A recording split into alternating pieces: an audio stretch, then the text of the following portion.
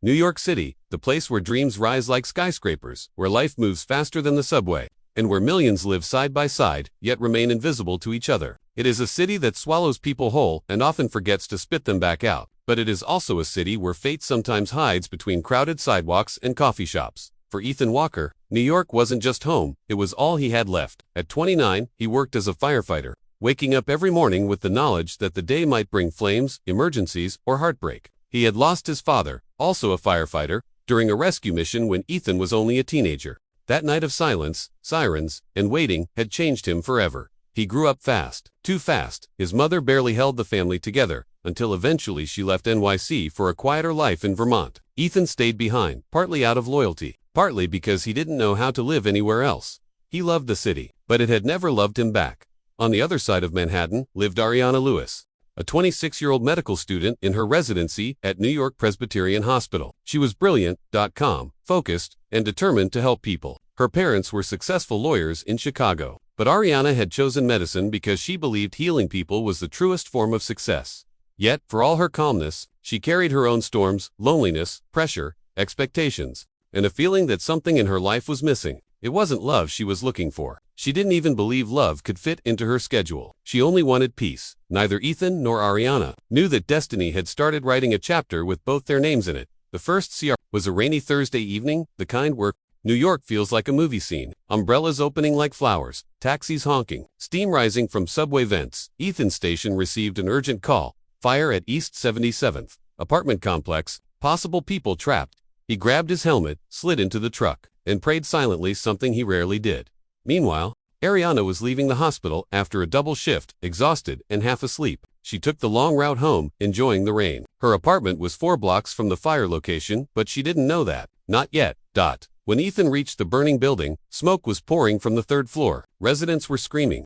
Firefighters were rushing inside. Ethan climbed the stairs 2 at a time, kicking down doors, calling out loudly. That's when he saw her, a young woman, Ariana, coughing, disoriented, gripping the railing. She had been walking past when the smoke hit her, causing her to stumble inside the stairwell. Ethan grabbed her arm. Hey, you okay? Can you breathe? Ariana nodded, though she felt dizzy. I thought someone was inside. The door was open. I tried to help. Not a good idea, Ethan said, half smiling through his mask. But brave, he lifted her slightly to help her down the stairs. They stumbled outside together, Ariana leaning on him.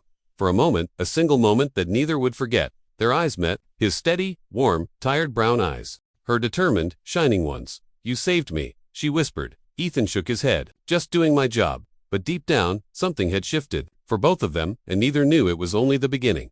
The second meeting was no ACCID in Titha. Next morning, Ariana couldn't get the firefighter out of her head. She didn't even know his name, but his voice had stayed with her all night. She laughed at herself. She wasn't someone who got distracted by men. But something about him was different.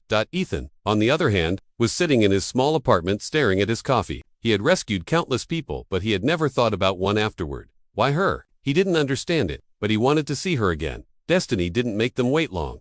3 days later, Ariana was volunteering at the hospital's free clinic. Ethan walked in with his friend who had twisted his ankle. Ariana didn't notice at first until she heard that same voice saying, "This guy fell down the stairs while eating pizza." Don't ask, she froze. Then turned, and their eyes met again. You, Ariana said.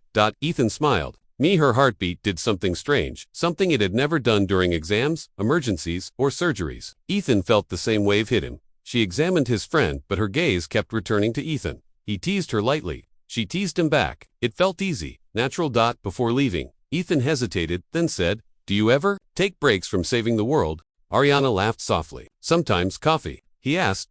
She surprised herself by saying, "Yes, coffee." That changed EVR White Tianji. The cafe was quiet, lit with warm yellow bulbs, smelling of cinnamon and rain. Ariana arrived first, feeling strangely nervous. She didn't date. She didn't have time. She didn't even know if this was a date, but her heart was lighter than usual. Ethan walked in, shaking off raindrops, looking both strong and gentle. They sat by the window, and in minutes, the conversation flowed like they had known each other for years. She talked about medicine, long nights, pressure. He talked about fires, his father, fear, courage. Ariana noticed Ethan listened, like her words mattered. Ethan noticed she smiled, like the world softened around her. When they walked outside, the rain had stopped, but the air felt charged, as if the universe had leaned closer to watch. "Same time tomorrow?" he asked. She nodded. And just like that, 2 lives changed direction. Falling in slow MOT, Owen days became weeks. Weeks became months, and coffee turned into long walks, late-night phone calls. Messages that began with good morning and ended with try to sleep early. Ethan fell first, silently, deeply. Ariana fell too, slowly but completely. He loved her laugh. She loved his quiet strength. He loved her passion. She loved how he hid his pain behind jokes. He brought her flowers after long shifts. She brought him food after long rescues. One evening, while sitting on the Brooklyn Bridge watching the sunset, Ariana said, "You make the world feel safe, and you make it feel worth living." Ethan replied. Their hands touched, their fingers intertwined, and the world seemed to pause. Asterisk, the night everything almost Ian. Love story has a test, a moment that threatens to break everything.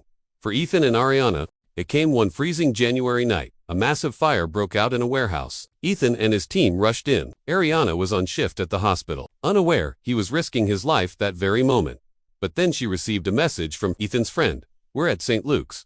Ethan's hurt." Her world blurred. She ran through corridors, heart trembling. When she entered the ER, Ethan lay on the bed, face burned, breathing mask on, unconscious. A beam had fallen during the rescue. He had saved 2 children but paid the price. Ariana's hands shook as she touched his arm. "You promised," she whispered through tears. "You promised I wouldn't lose you."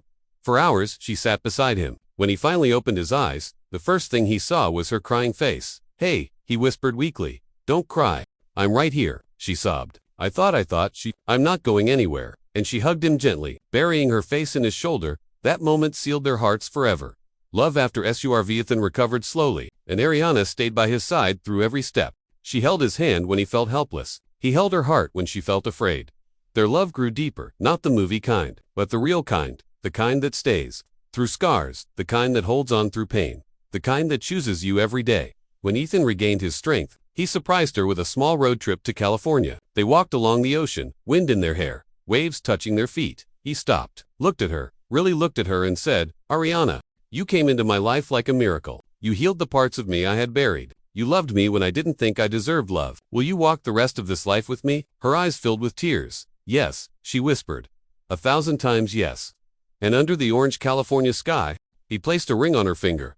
2 broken souls had found their home in each other. Therefore rebirth, moved into a small apartment overlooking Central Park. Ariana completed her residency and became a compassionate doctor. Ethan continued his work, wiser, stronger, more careful, because someone was waiting for him at home now. They weren't perfect. They argued over small things. They disagreed. They cried. But love wasn't about perfection. It was about choosing each other again and again, and they did. Every day.